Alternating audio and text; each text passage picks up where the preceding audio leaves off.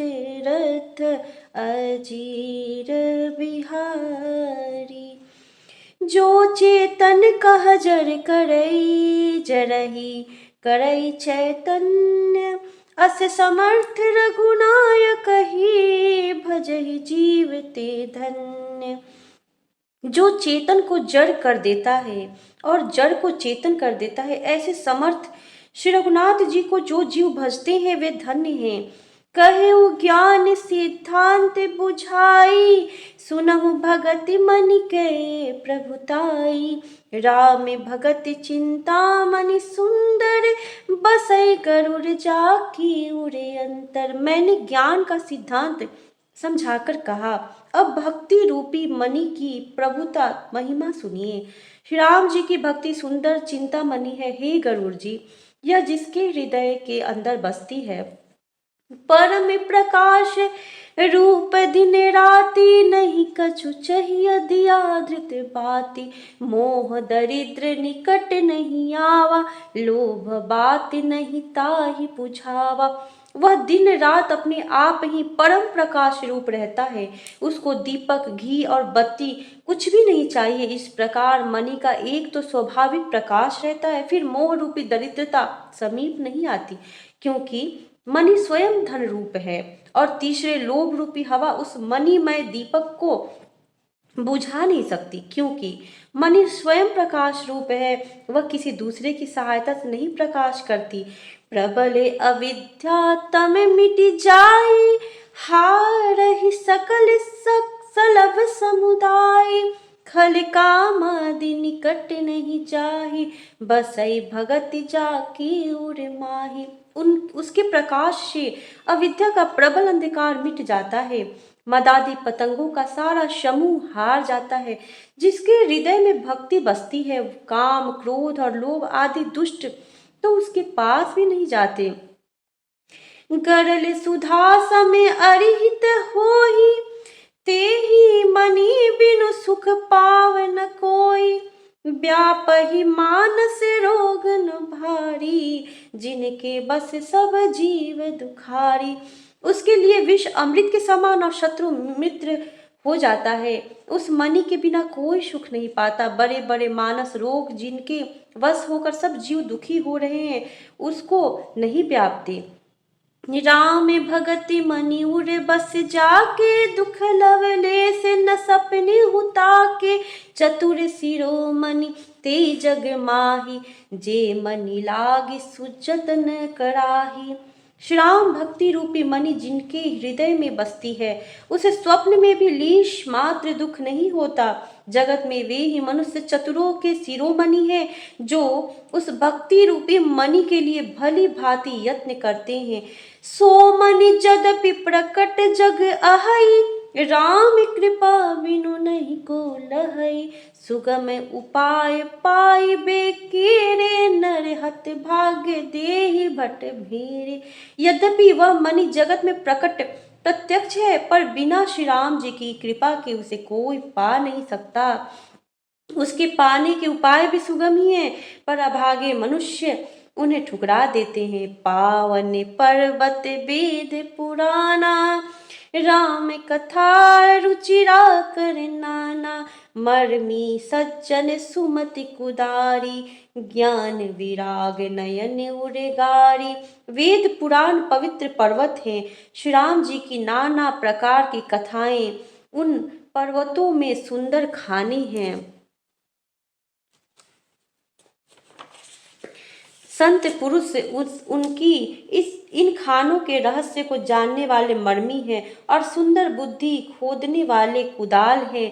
हे गरुड़ जी, ज्ञान और वैराग्य ये दो उनके नेत्र हैं। भाव सहित खोजै जो प्राणी, पाव भगति मनि सब सुख खानी। मोरे मन प्रभु अस विश्वासा, राम ते अधिक राम कर दासा। जो प्राणी उसे प्रेम के साथ खोजता है, वह सब सुखों की खान इस भक्ति रूपी मणि को पा जाता है। हे प्रभु, मेरे मन में तो ऐसा विश्वास है कि श्री राम जी के दास श्री राम जी से भी बढ़कर हैं।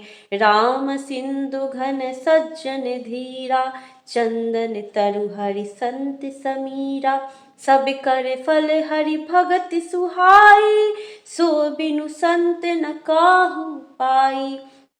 श्री रामचंद्र जी समुद्र हैं तो धीर संत पुरुष मेघ हैं। श्री हरिचंदन के वृक्ष हैं तो संत पवन हैं। सब साधनों का फल सुंदर हरि भक्ति है, उसे संत के बिना किसी ने नहीं पाया। अस विचारी हो जोई कर सतसंगा, राम भगति ते ही सुलभ विहंगा।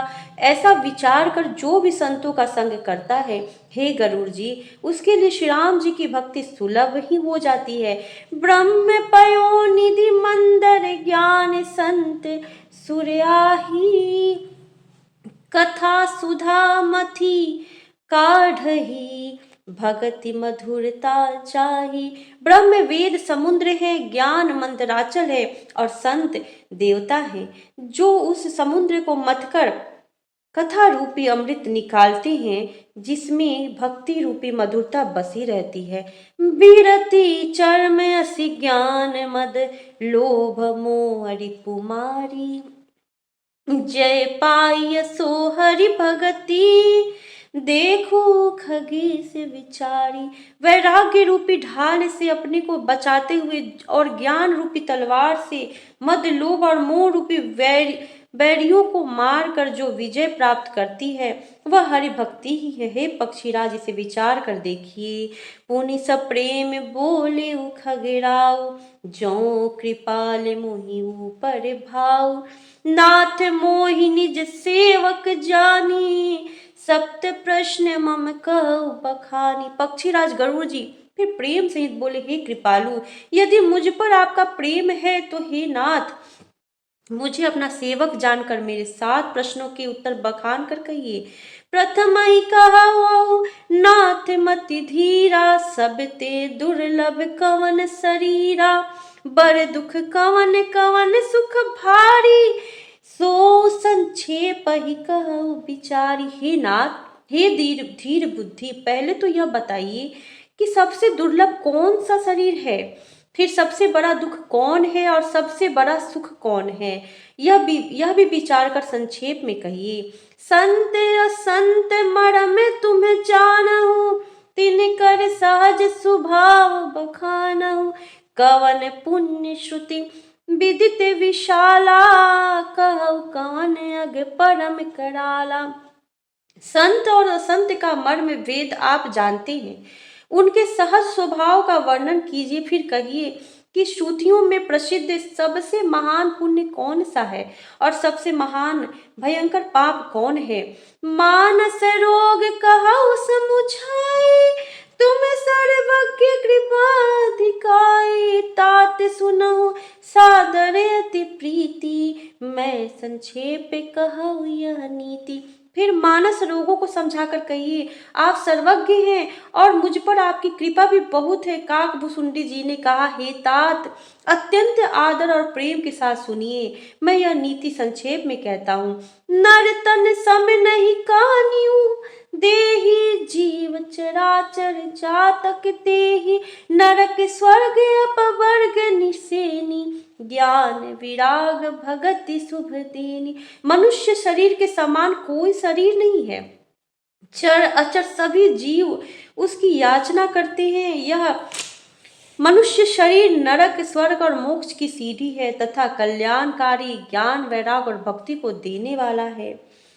सो तनु धरि हरि भजहि न जे नर, होहि विषय रत मंद मंद तर, कांच किरीच बदले तेले ही, करते डारी परस मणि देहि। ऐसे मनुष्य शरीर को धारण प्राप्त करके भी जो लोग श्री हरि का भजन नहीं करते और नीच से भी नीच विषयों में अनुरक्त रहते हैं, वे पारस मणि को हाथ से फेंक देते हैं और बदले में कांच के टुकड़े ले लेते हैं।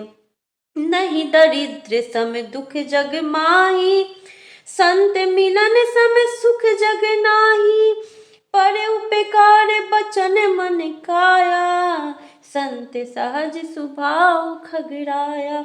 जगत में दरिद्रता के समान दुख नहीं है तथा संतों के मिलने के समान जगत में सुख नहीं है। और हे पक्षीराज, मन वचन और शरीर से परोपकार करना यह संतों का सहज स्वभाव है। संत सही दुख परहित लागी, पर दुख हेतु असंत अभागी। भूर्ज तरो समम संत कृपाला, परहित नीति सह विपति विशाला। संत दूसरों की भलाई के लिए दुख सहते हैं और अभागे असंत दूसरों को दुख पहुंचाने के लिए कृपालु संत भोज के वृक्ष के समान दूसरों के हित के लिए भारी विपत्ति सहते हैं, अपनी खाल तक उधरवा लेते हैं। सन इव खल बल खल पर बंधन करई, खाल कढ़ाई विपत्ति सही मरई। खल बिनु स्वार्थ पर अपकारी, अहि मूषक इव सुनूर गारी। किंतु दुष्ट लोग सन की भांति दूसरों को बांधते हैं और उन्हें बांधने के लिए अपनी खाल खिंचवाकर विपत्ति सहकर मर जाते हैं। हे सर्पों के शत्रु गरुड़ जी, सुनिए, दुष्ट बिना किसी स्वार्थ के सांप और चूहे के समान अकारण ही दूसरों का अपकार करते हैं। पर संपदा विनाशही, पर संपदा विनाशी न साही। जिमे ससिहित हति हिम उपल विलाही, दुष्ट उदय जग आरती हेतु। जथा प्रसिद्ध अधम ग्रह केतु ही। वे पराई संपत्ति का नाश करके स्वयं नष्ट हो जाते हैं, जैसे खेती का नाश करके ओले नष्ट हो जाते हैं। दुष्ट का व्युदय उन्नति प्रसिद्ध अधम ग्रह केतु के उदय की भांति जगत में दुख के लिए ही होता है। संत उदय संतत सुखकारी, विश्व सुखद जिमिंदु तमारी।